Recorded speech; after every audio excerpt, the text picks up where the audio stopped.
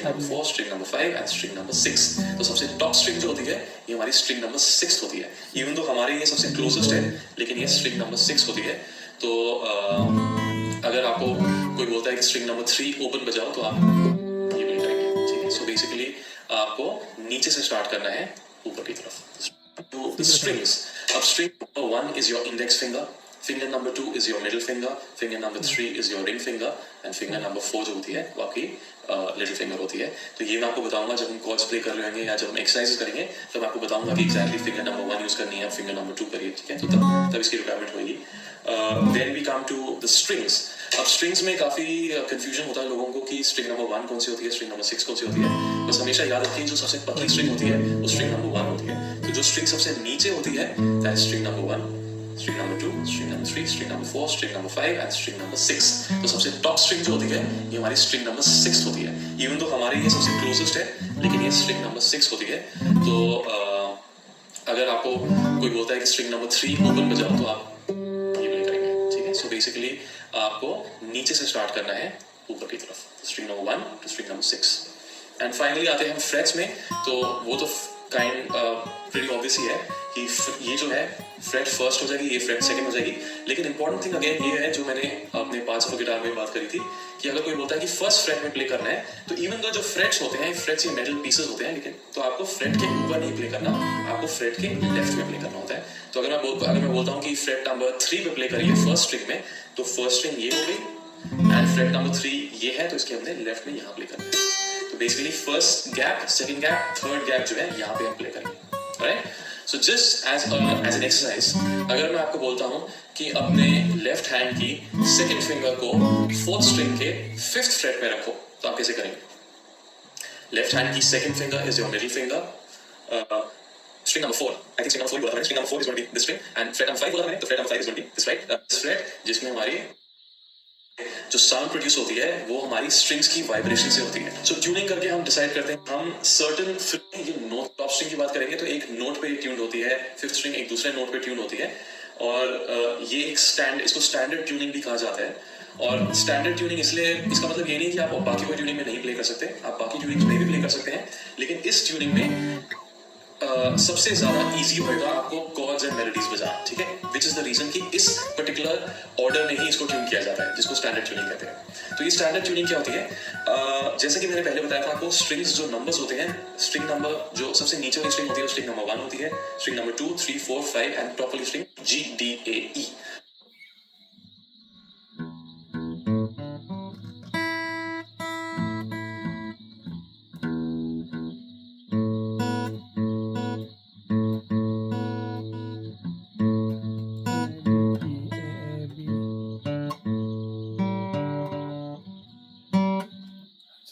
तो इन नोट्स पे हम गिटार को ट्यून करते हैं और यही हमारी ओपन स्ट्रिंग्स होती हैं। तो हमारी फर्स्ट स्ट्रिंग E होती है, सेकंड स्ट्रिंग हमारी B होती है एंड सो ऑन, ठीक है।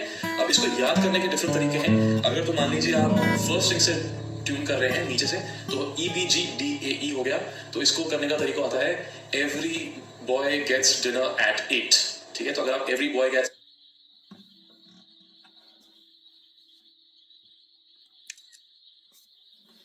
Every boy get dinner at 8.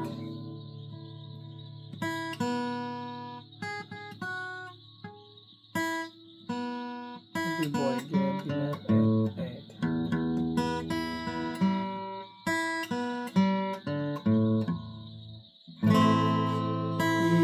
B, G, D,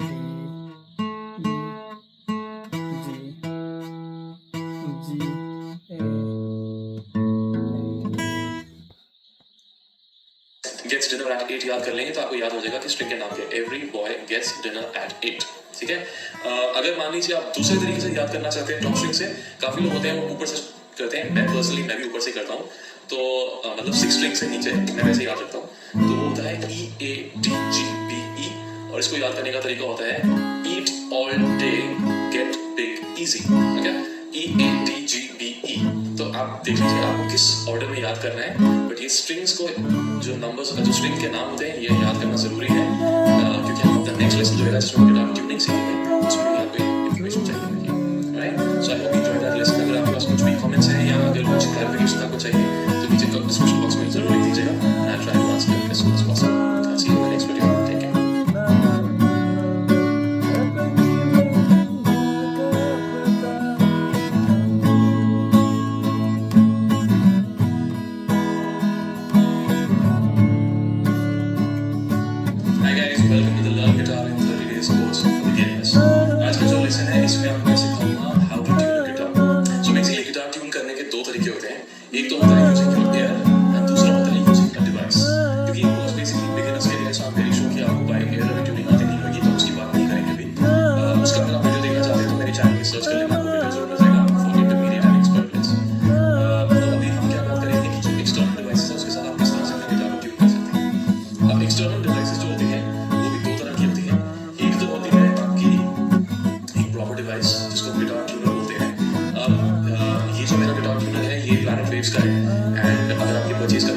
नीचे डिस्क्रिप्शन बॉक्स में लिंक होगा, आप उसमें क्लिक करके परचेज कर सकते हैं।